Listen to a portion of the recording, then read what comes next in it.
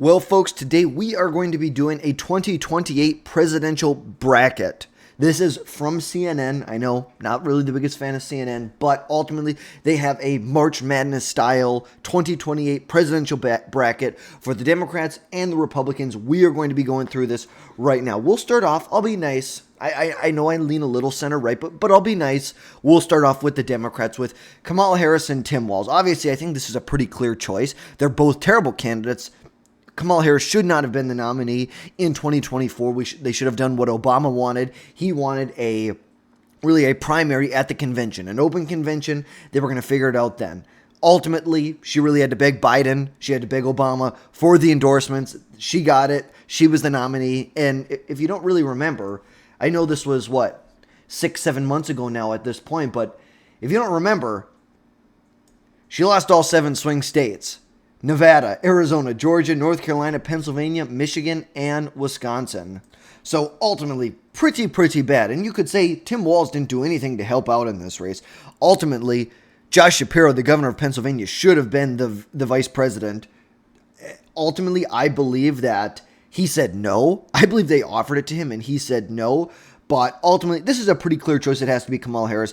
Tim Walz, this is the guy who said that he made friends with school shooters, and ultimately I know he meant something else, but the guy's a bumbling idiot. He's from my home state. He represents my home state.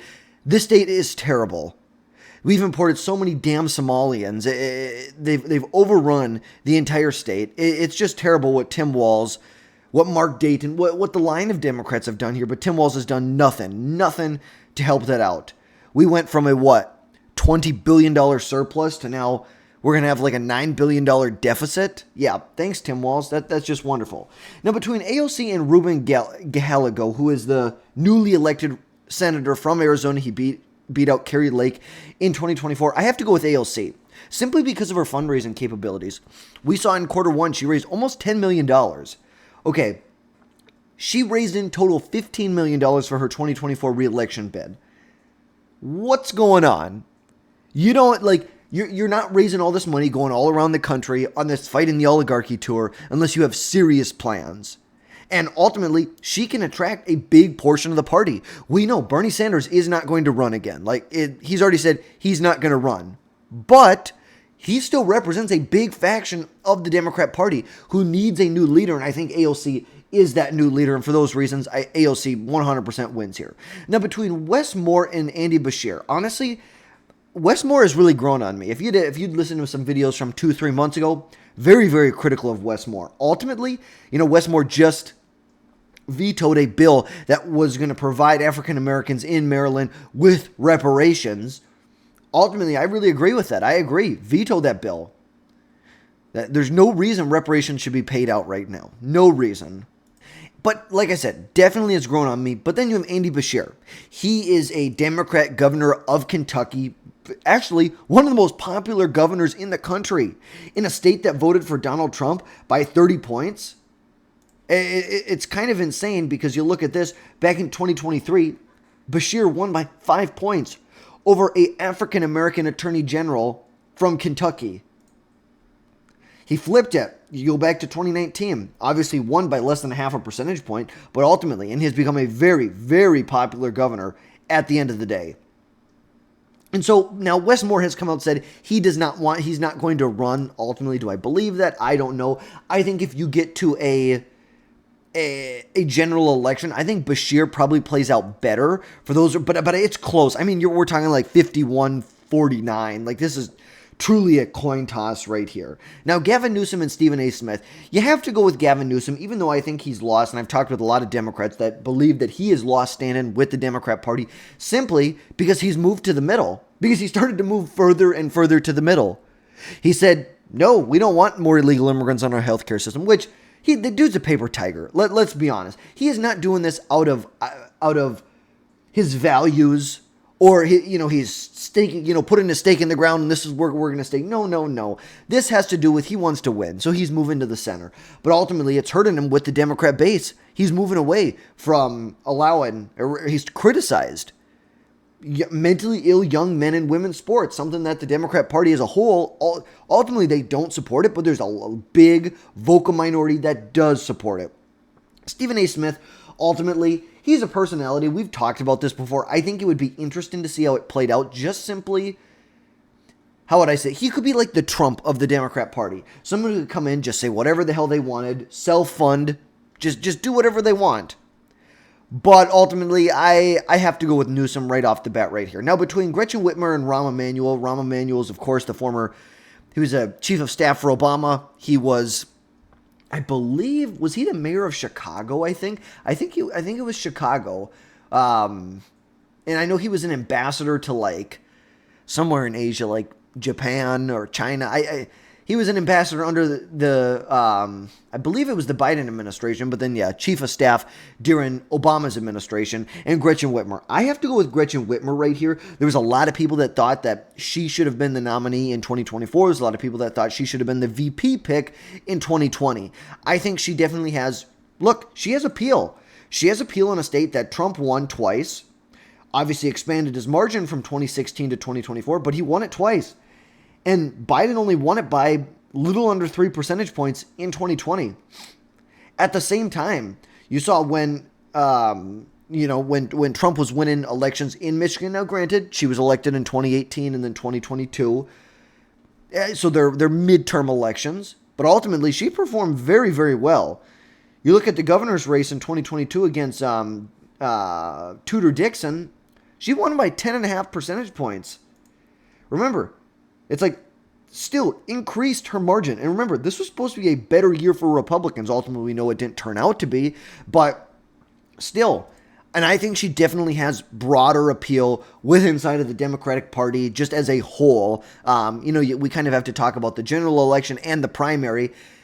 I think ultimately she would be in a much better position to win over Rahm Emanuel. Now, Pete Buttigieg and Cory Buttigieg. It's funny, I've been listening to some people say Buttigieg. I have to go Pete Buttigieg. There's a number of reasons why. The guy's a smooth talker. He's a smooth talker, and he's not afraid to go on shows and platforms that he knows aren't friendly. Conservatives do this all the time. They'll go on MSNBC. They'll go on CNN. They'll go where they know the crowd is not with them. But Democrats, they never do that. How often do you see? I bet you I could name on one hand the number of Democrats that have gone on Fox News. Like serious, big name Democrats. Kamala was supposed to do an hour interview with Bret Baier, showed up a half hour late and then cut it 10 minutes short. So if you even want to count that. Buttigieg, he will go on Fox News. Bernie Sanders will go on Fox News. And I'm sure there's a couple other ones that will go on there. Maybe John Fetterman. Buttigieg definitely has appeal. Now, he has got a lot of liabilities, especially when it comes to African Americans, which I see if he were the nominee, there would be a suppressed turnout among African Americans simply because Buttigieg was leading the ticket. And among, religious, like Baptist, I think that may be an issue because he is an open homosexual. He is married. He has kids. And he also has a lot of scandals that go along with the Biden administration. We'll get into that in a second. But ultimately, he would beat out Cory Booker, who... The guy's an empty suit. He went up and gave a 25-hour speech over nothing. He was filibustering nothing. That is the epitome of the Democrat Party. It's theatrical politics. It's as simple as that. Now, John Fetterman and J.B. Pritzker, this is a difficult, I shouldn't say difficult, because I know who I'm going to choose. It's going to be J.B. Pritzker. Simply because, A, there's a lot of people in the party who resonate with him. B, he was the governor, an executive. He was in that executive position for one of the largest economies in America. Number 3, he can self-fund. He is worth like $3 or $4 billion. He can self-fund. Now, a lot of issues with Illinois, a lot of liabilities. Just like most Democrats, a lot of liabilities. And there's liabilities, don't get me wrong, over here. But I think Pritzker would be in a much better position. And then this is Josh Shapiro. Josh Shapiro should have been the nominee or the VP in 2024. Maybe would you have seen if it was 2024? Maybe. God, I don't know. That's hard to say. Could you see Democrats if Democrats won Pennsylvania? Ultimately, it's like Trump still wins with Pennsylvania, but maybe, does he cut the margin down for Republicans in places like Michigan? So now it's you're within like a point. But then I also think there would have been a lot of issues, especially when it came to the fact that he's a Jew. And on the Democrat side, I think there was a lot of Palestine. I think there would have been a lot more support. You want to talk about Michigan, maybe it would have gone the other way. Maybe it'd be a place like Wisconsin that maybe would have flipped to the Democrats.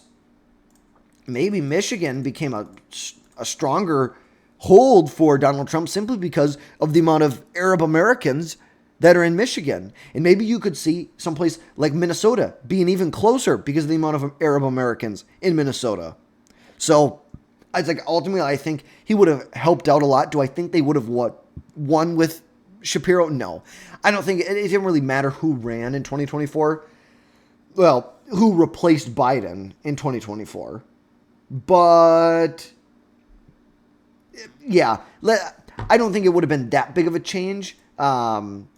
Ultimately, but he should have been the nominee. Let's just put it out there. He should have been the nominee. He's a very popular governor, and I mean extremely popular governor from a state that voted for Shapiro by 15 points and then turned around 2 years later, voted for Trump by 1.5 points. It voted for Biden by a point.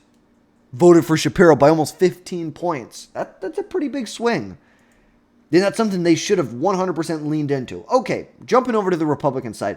J.D. Vance and Josh Hawley, very, very clear, it is J.D. Vance. Josh Hawley is this type of Republican who likes to play into these class warfare. I'm just not that type of Republican. I'm not 100% in alignment with J.D. Vance, don't get me wrong. But J.D. Vance, 100%, he is kind of the de facto nominee, you could say, as of right now for the Republican side. He's leading in most polls by, I think there was a margin recently that we showed that Vance was leading on an average poll was leading by like 30 points. Now, in that same poll, Donald Trump Jr. was in it. He already came out and said he's not going to run. So you could see how does that, where does that support to go? Does that, 18% for Trump Jr.? Okay, how does that split between Vance, DeSantis, RFK? How does that split up? We'll see.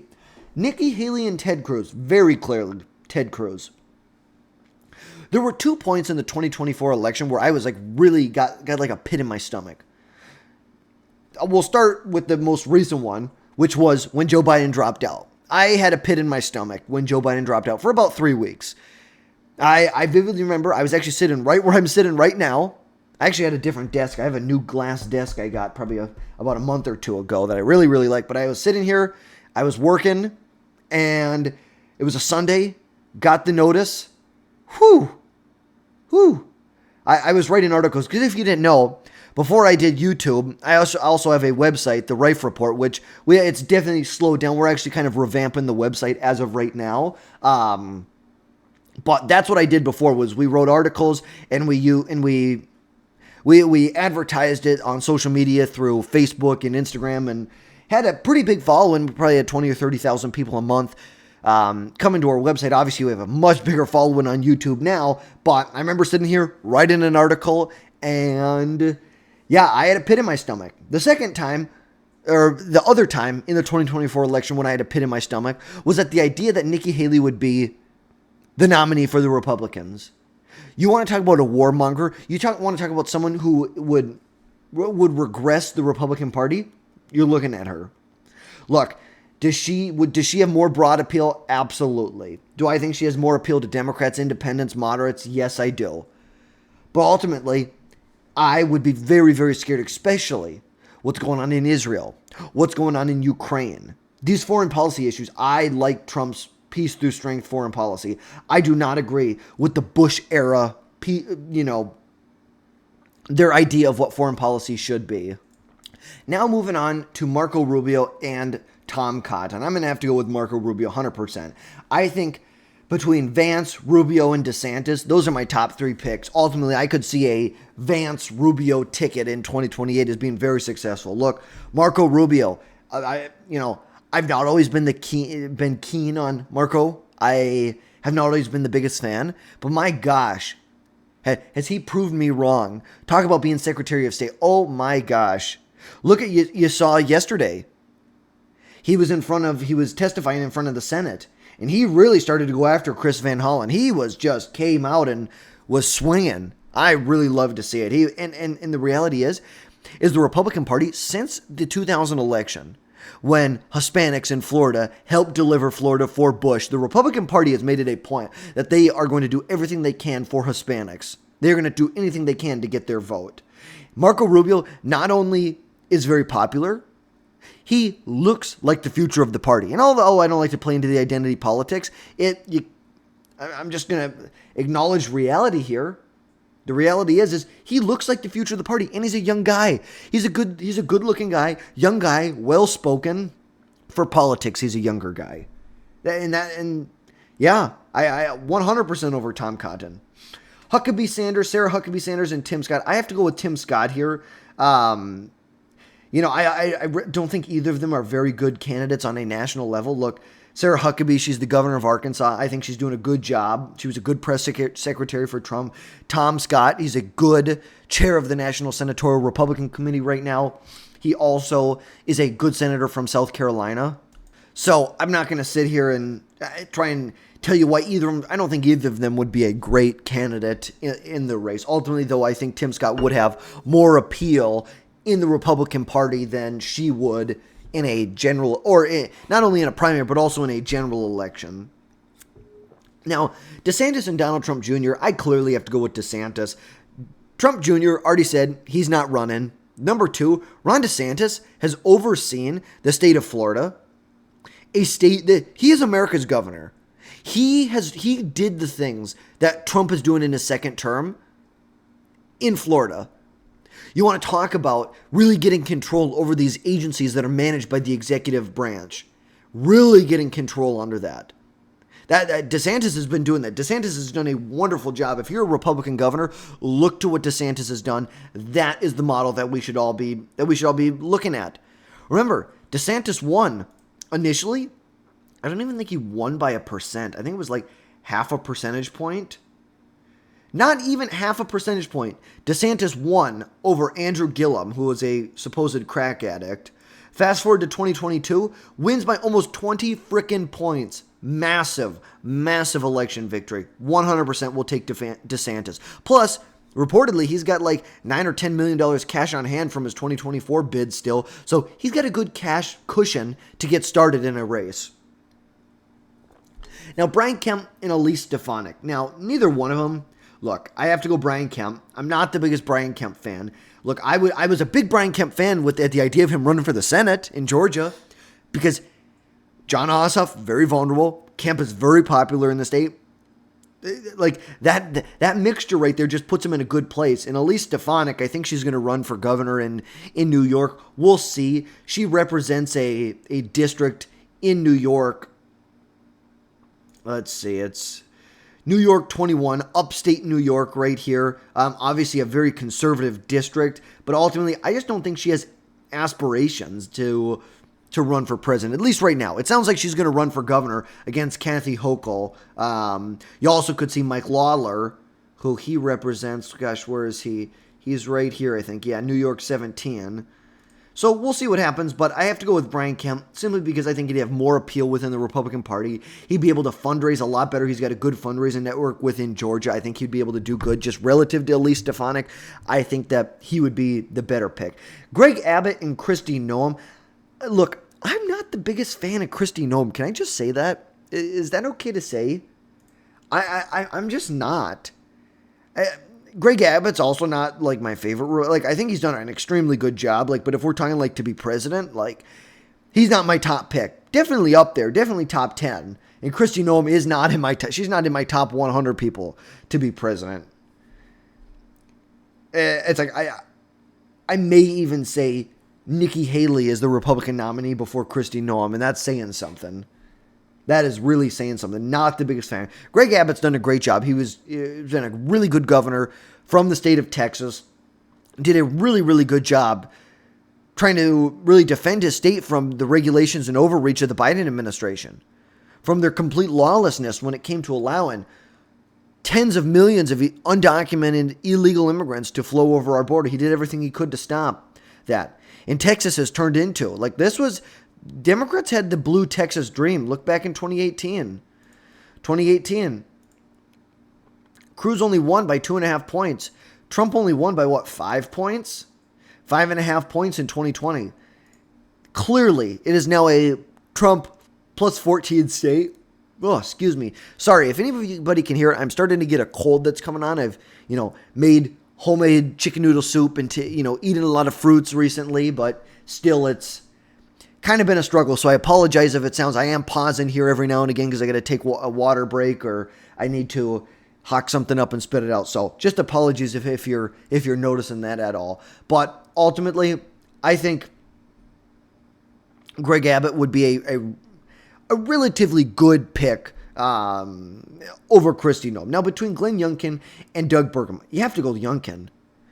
Youngkin knows how to win in a left-leaning state. Remember, this is a state that voted for Harris not only by 5 points then, but voted for Biden by 10 points. Go back to the Obama era. Actually, I'm trying to look for Mark Warner. That's what I'm looking for right now.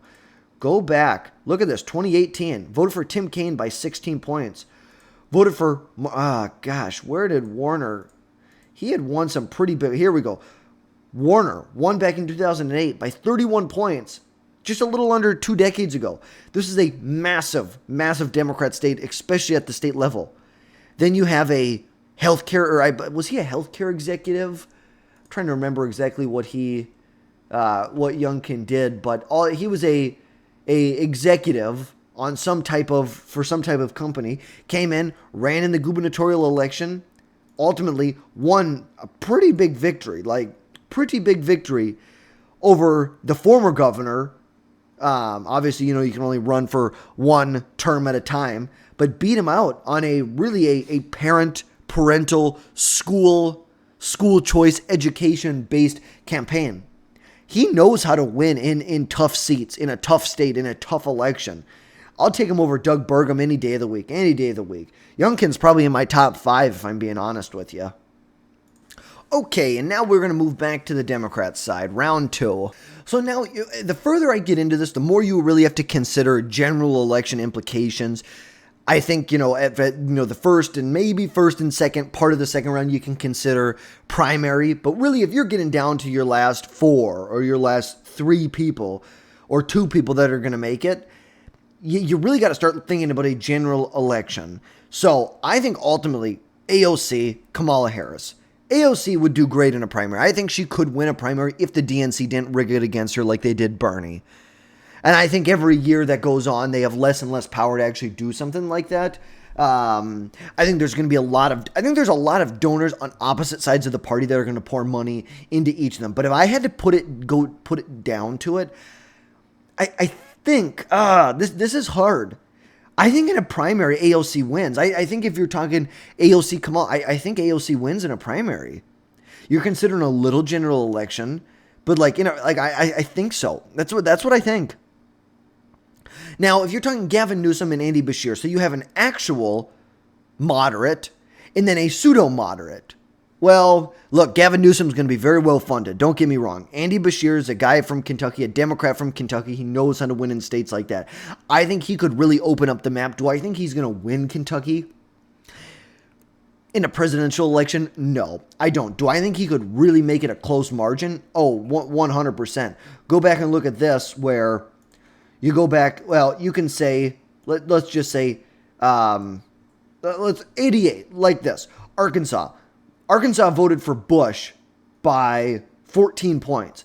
Fast forward to 92. It votes for Clinton, obviously his home state, by 17 points. Granted, Clinton only got a 53% majority in a lot of these states. He didn't even hit a majority in them because of Ross Perot. Look at this. Minnesota, Ross Perot, a quarter of the vote. You can go back and look at the same thing with Jimmy Carter. You saw in 72, Nixon wins the state of Georgia by 50 points. Fast forward, it votes for Carter by 33 points. Not as many big turnarounds like that. But ultimately, do I think that Kentucky in 2028 would go to Beshear simply because of that?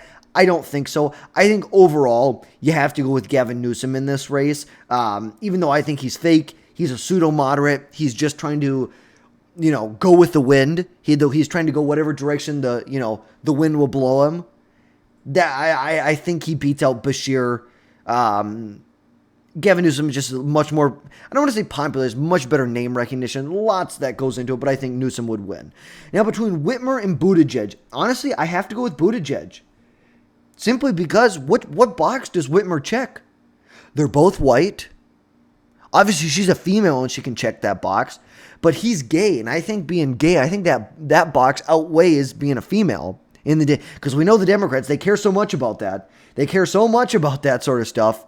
But ultimately, I think Buttigieg would be a better candidate, not only in a primary, but a general election. I feel like there's more funding, more support, more donors that are going to be willing to put money behind Buttigieg. And ultimately, I think that Buttigieg, they both are good in the sense where they're willing to go into unfriendly territory. I just think Buttigieg is better and would win out. Probably like a 60-40 flip for Buttigieg. Now, J.B. Pritzker and Josh Shapiro. This is kind of a difficult one for me, if I'm being 100% honest, between Pritzker and Josh Shapiro. Pritzker, obviously, lots of money, doesn't need the donor base, but he would have donors behind him, but also has a ton of money that he'd be willing to spend. Josh Shapiro, he has that swing state, the ability to win in a swing state. To win in a swing state by 15 percentage points. In a state that hasn't voted for either candidate by more than, 2 points in the last, or maybe 3 points in the last, I don't know, 15 years. Okay, voted for Trump by under 2. Voted for Biden by under 2. Trump under 2. Okay, 13 years ago. It'll be almost 18 years ago? No. 16 years ago.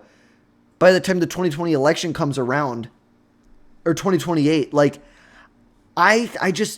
a hard, I think I have to go Shapiro. I think you have to go with that appeal. The Democrats need to get away from this elitist appeal. And the two candidates that have made it so far is AOC and Shapiro, who appeal to working class voters, who do not have that elitist stigma associated with them. Now, on the Republican side, J.D. Vance, Ted Cruz. J.D. Vance, you have to go that direction. I love Ted Cruz. I think he's a great senator. I think he's a great patriot in the Republican movement, in the conservative movement.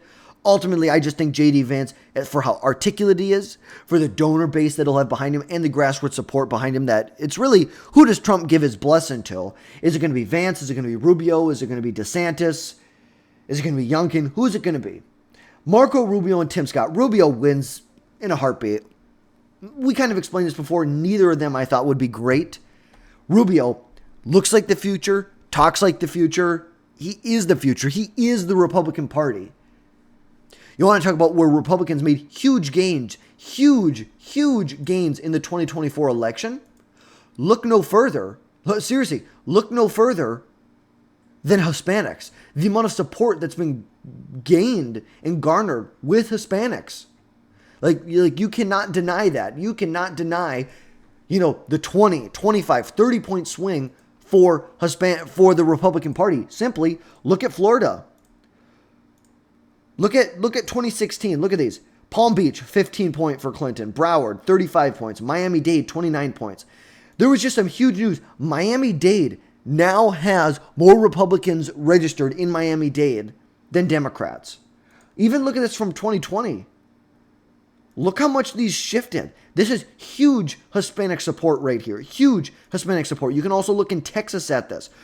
Go back to 2016. Look at all these blue border counties here. Voting for the Democrats by 30, 36, 40, 60, 56, 51, 35, 32. Look, massive support. Fast forward to now, there is not a single county in this area that's voting for a Democrat by more than 15 points.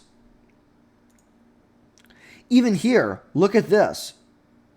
They've even cut down the margin here by almost 20 percentage points. But look, not a single one of these is voting. Look, you had some of these 60 points. Jim Hogg, Texas, 56 points. Now it's at 8 points. Holy crap. This is a star county, Star, Texas. Clinton, plus 60. Now it's a Trump, plus 16. Talk about Hispanic support. Why is Marco Rubio winning? That's why. DeSantis and Brian Kemp, you got to go with DeSantis. He is much more favorable among the conservative movement. Brian Kemp, I hate to say it because I'm going to say this right now. The 2020 election was won by Joe Biden. I'm sorry, that's going to hurt some people's feelings. Joe Biden won the 2020 election. Can you say that the media maybe suppressed the Hunter Biden story? Sure. Was there voter fraud in the sense where votes were just thrown out, votes were not tabulated? No, that did not happen. If you have evidence of it, I'd love to see it. I really would. Because I've been waiting for 5 years to see the real evidence of it. But there is no evidence of it, or at least evidence that we've seen so far. But unfortunately, Brian Kemp was still injured pretty badly because of that. He was injured in this race, or in that race, basically saying, I'm going to do what the law tells me I need to do, and that hurt him with the Republican Party. Now, so obviously Ron DeSantis wins. Money. He's America's governor. Yes. Is Brian Kemp, I think, was he a good governor from Georgia? Absolutely. Do I think he would be a great senator? Yes. Do I think that he's going to win? Do I think he could do actually halfway decent? I'm of the view of I actually think he would do halfway decent in a primary, but he's not going to win it. And then moving on, Youngkin and Abbott. I have to go with Youngkin. I just think it was what he did in 2021. He knows what he's doing. He knew how to key in for these races. He knew what he needed to do to win this election. And he executed. In a state that voted for Biden in 2020 by 10 points, to then vote for a Republican in the governor's race by 12 points. Now, yes, do we know they're a bellwether state? They usually vote the opposite way of the party that's in power. Yes, I understand. But it still takes a candidate to execute, like a actually good candidate to execute on this. They're not just like handed the election. They actually have to go execute on this. Now we're down to our final 8. AOC and Gavin Newsom. Honestly, I know some people might roll their eyes at me for this right now. I'm going AOC. I think the Democrat Party is so lost. They do not know who their leaders are. They are just so out in the wilderness right now. And at AOC, with what she is doing, she is going across the country, getting the support of getting grassroots support of voters all across the country, raising millions of dollars every single month. And I think there is serious dissatisfaction with Gavin Newsom inside of the Democrat Party. And for those reasons, I think she wins. Josh Shapiro and Pete Buttigieg. That's an interesting fork in the road there. And I'm simply going to go with Buttigieg simply because I do not think the Democrat Party will nominate a Jewish man. I'm sorry. I don't think he will be the VP. I don't think they will nominate him. He will not. He just won't be. I do not think that the Democrats will be able to do that. They will lose so much support in Michigan, in Minnesota, places with larger Arab populations. I just don't think they're going to do it. And I do think there is some serious anti-Semitism inside of the Democrat Party. Now, J.D. Vance and Marco Rubio. This is a hard one right now. If you'd asked me 2 months ago, I'd have said Vance. Now it's tough. Rubio's really proven himself to me. I think right now I'm still going to go with Vance. I think we need to see more of what Marco Rubio has to offer, how he performs over the next year or two. I really think we need to see that. But right now, J.D. Vance, I see him winning. Youngkin and Ron DeSantis. I think they're both very formidable candidates, very good candidates. I think they both could be in the run-in for a VP position. Just like Rubio, I think he could be in the run-in for that as well. Gosh, but ultimately, as of right now, I just because looking at opinion polling this far, I just have to go with DeSantis. I feel like DeSantis will fill. J.D. Vance will take a big void that Donald Trump will leave in the party, but I do think Ron DeSantis does pick up a lot of support. Excuse me. Sorry about that. Having no coffee this morning. It's already the afternoon. Wow. That's how much you can see we've been trying to pump out YouTube videos today. It's already the afternoon. And actually, we've got a meeting here in 17 minutes about that. But ultimately, J.D. Vance, Ron DeSantis, AOC, Buttigieg. I think at the end of the day, the Democrats do go with Buttigieg. And I think at the end of the day, Republicans would go with J.D. Vance just as of right now. When the election gets into full swing, this map could totally change. But ultimately, if I had to pick between Buttigieg and J.D. Vance, I think Buttigieg has a huge issue with African Americans. Huge issue. There's huge amounts of African Americans in Georgia, in North Carolina, in South Carolina. Places that ultimately, Georgia and North Carolina, are going to be huge. huge for them.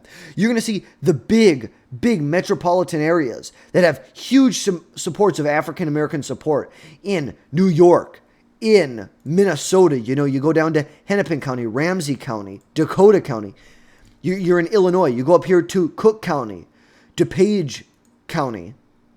I think that he will struggle extremely bad with African Americans. And that's a voter base that Democrats rely on. They rely heavily on them. And for those reasons, J.D. Vance would be the winner in my prediction. I actually have a Buttigieg-Vance matchup coming out here pretty soon. So we're going to talk more about essentially what I feel about Buttigieg and how he would seriously underperform. Black turnout would crater. I'm not going to say 50%, but it could crater 10%, 15%. But this is where I have 2028 presidential bracket. J.D. Vance is our winner in this. If you like this, drop down below, hit that subscribe button, leave a comment, let me know your thoughts. Is there something you'd do different in here? Let me know down below. And as always, folks, we'll catch you next time.